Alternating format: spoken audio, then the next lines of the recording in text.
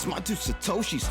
This my two Satoshis. Who need 2 cents when they can get double from stacking Toshis? Yeah. It's your boy Crypto Blood, and welcome to another crypto news video. Today, I've got some important news regarding the Federal Reserve. Today is that day, FOMC meeting, Wednesday. You know how that goes, guys. A lot of market gyrations because of what the Fed talks about on these types of days. It's all about interest rates, right? So we'll take a look at what happened, what they said, how that even correlates with the crypto markets. We saw a little pop occur in the crypto markets, and it really shouldn't have. So maybe this is an opportunity for you to take in some profits. Up is down and down is up in this bizarro world that the Fed has created. It's all of their fault, of course. We saw stocks move up today as well. What they said, and I'll cover it, really is very bearish for equities, for cryptos, for a number of asset classes.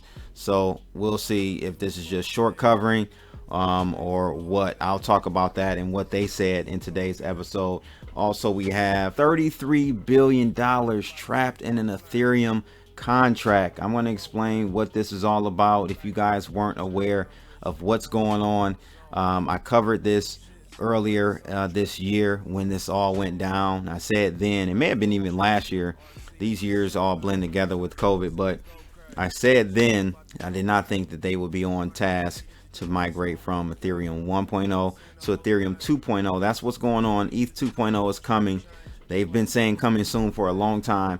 However, they did take the first step towards that in this contract, this beacon chain contract, where people had to essentially show their support by sending their Ethereum tokens, their Ether tokens, over to this smart contract. This contract, once it hit a threshold, it would initiate the migration process with Ethereum 1 to Ethereum 2, and that's basically going from proof of work, which is a very inefficient way of running the blockchain, not scalable at all. Bitcoin runs as a proof of work consensus algorithm, but they were moving from that to a proof of stake or POS platform, which is much better in scaling.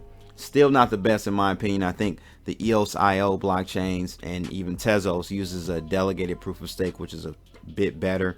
I won't go into that in this video, but this contract, beacon chain contract, holds $33 billion worth of Ethereum today. We'll talk about what is going to happen to that, because it can't move. The money is held there. People knew that before even deciding to fork over their money. I told you guys that you definitely should have, and this is when I think Ethereum was maybe $300-$400. I told you get your 32 ETH, lock and load that, because you'll need at least 32 ETH to run your own node. But I told you guys to do that back when it was like $300-$400. 32 ETH is probably out of the realm of possibility for many people out there in the crypto game, but hopefully you guys did listen to me and at least got 32 ETH. If you didn't, it's fine. You'll be able to pool whatever ETH you have and, you know, take advantage of that. But at least with the 32 ETH, you can run your own node if you're savvy enough, and it's more profit for you. But we'll talk about what's going to happen with this locked billions of dollars. Can't go anywhere, and there's no plan and roadmap for how to make that either. So this is something I thought we should talk about today. Also, Rarible, this is big news. Rarible integrates Tezos blockchain and launches its own NFT collection.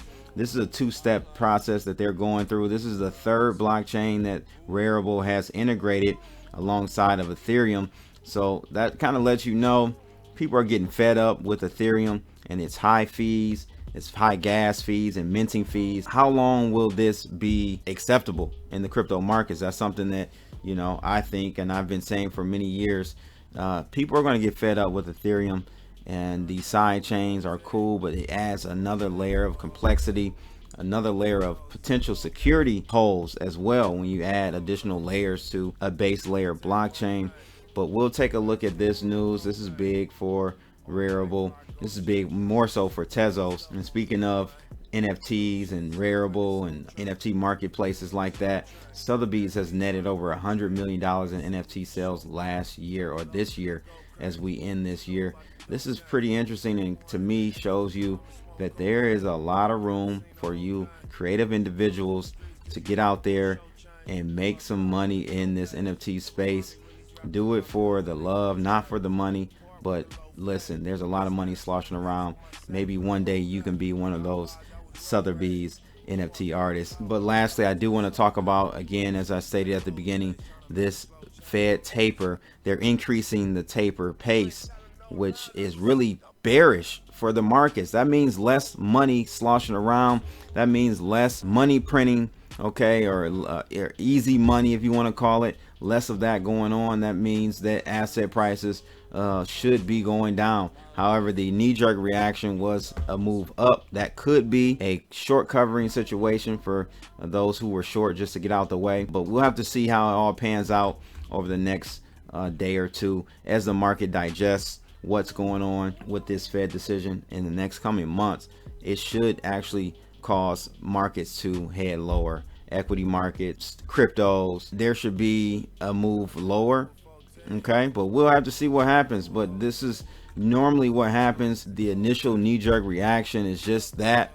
The market will eventually digest this and head in the direction that is appropriate to what the Fed has decided to do.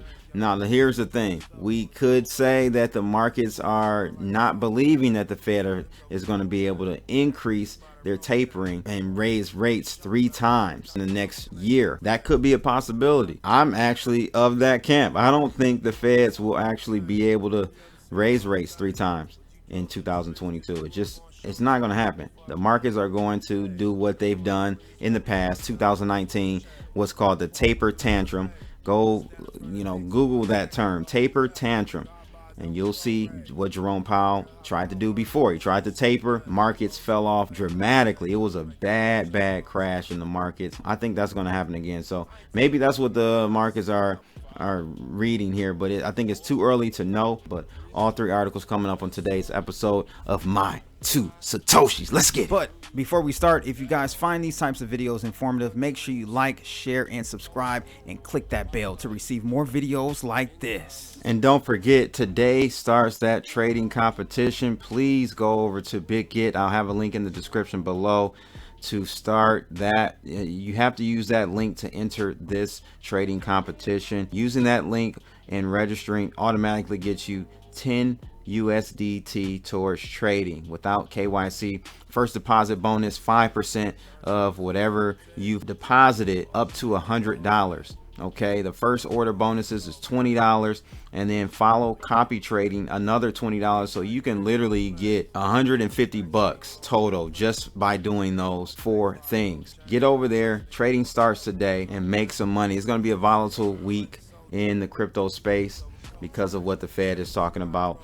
But let's take a look at, I want to firstly take a look at what we got technically in these streets. So as you guys can see here, we had a huge spike over the last hour from what the Fed came out with, and we'll talk about those details. But to me, I am still bearish below $50,000 Bitcoin, and honestly, it will be a little bit lower than that. I can draw a trend above the markets right here. So if we breach the $49,000 marker, then you should be looking at the $50,000 marker as a potential breach to the upside at this point. However, we've been making lower highs, as you guys see here, and lower low, as you see here. So you can possibly draw a channel like this across, and we'll have to see what happens. But that's where we are.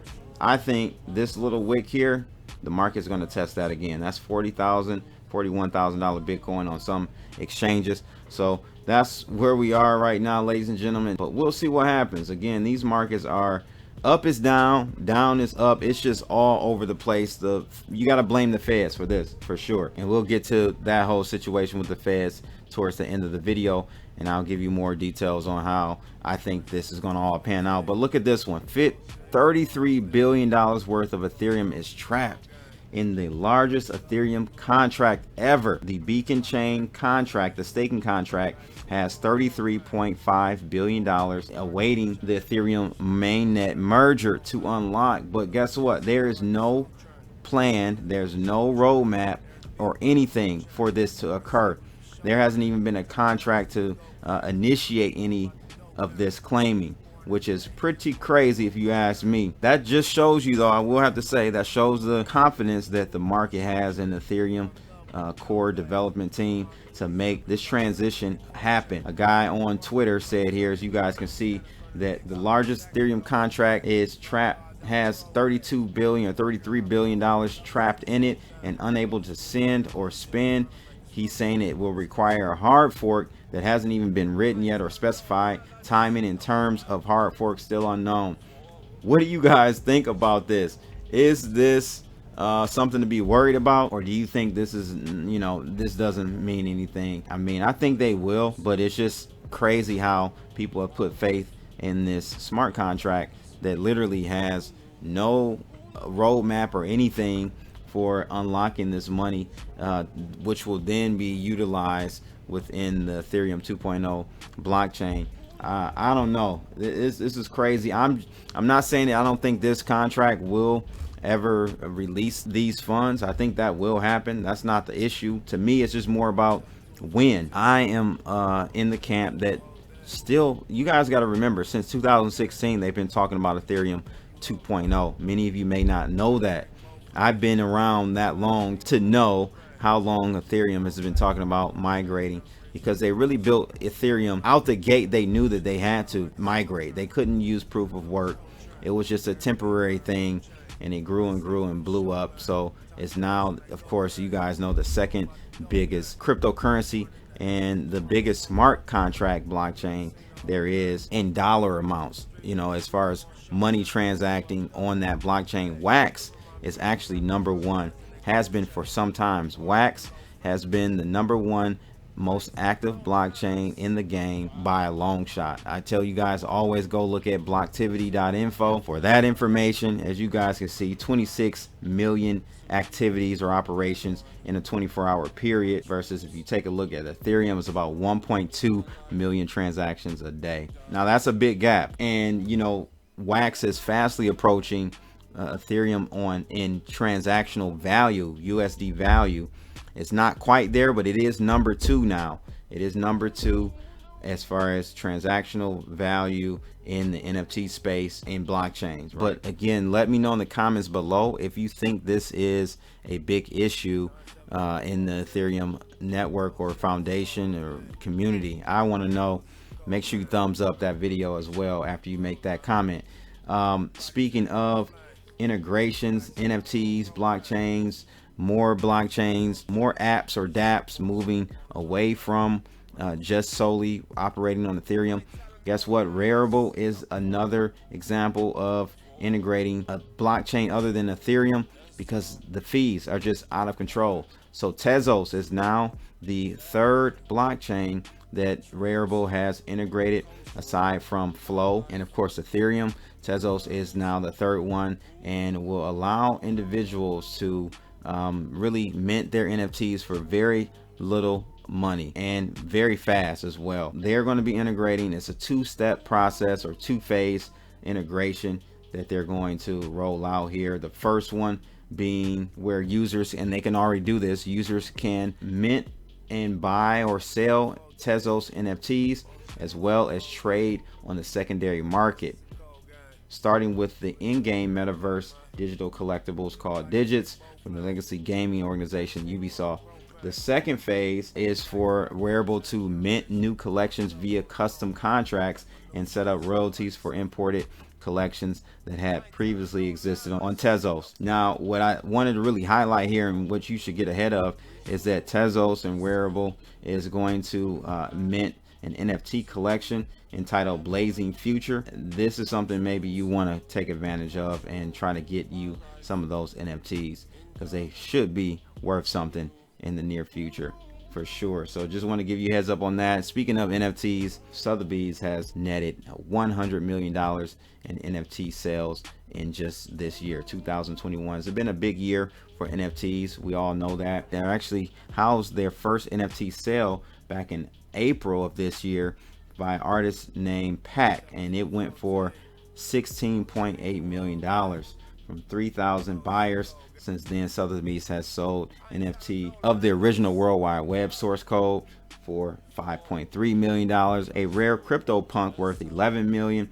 So it goes on and on and on. They're doing their thing, and it just shows you that there's still room for many of you artists to make some good money. Maybe you can be on that Sotheby's auction block in the future. But let's talk about, lastly, what's going on with the Fed.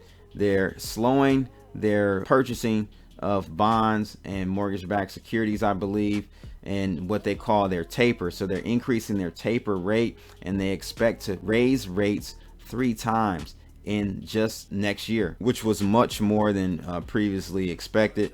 And you know, why is the market going up? Up is down and down is up in this bizarre world. But I think ultimately the markets will hash out what's going on here and realize that this is not bullish for equities or cryptos. If you look at the S&P, you look at the Dow, it's up 1/3%.